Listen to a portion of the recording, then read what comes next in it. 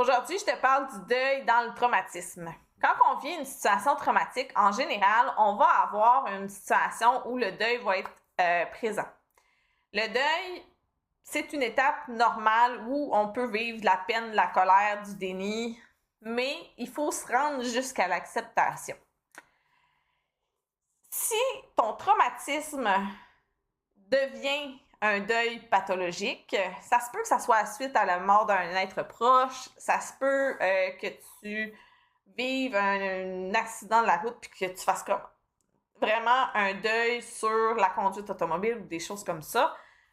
Ben, le deuil pathologique va se traduire avec des symptômes somatiques. Ça veut dire ton mental va envoyer des messages à ton corps qui va réagir un peu de manière désordonnée.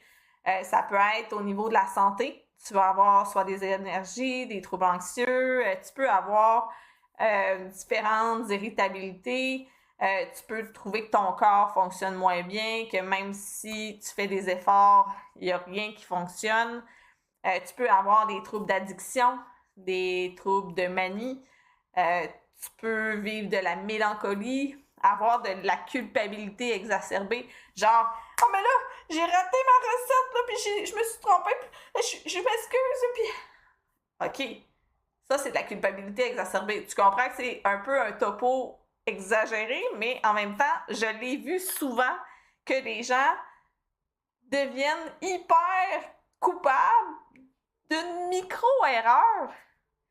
Donc, si tu veux que je t'accompagne à mieux gérer ton deuil et tes traumatismes, ça va me faire plaisir parce que je sais à quel point il y a des bienfaits.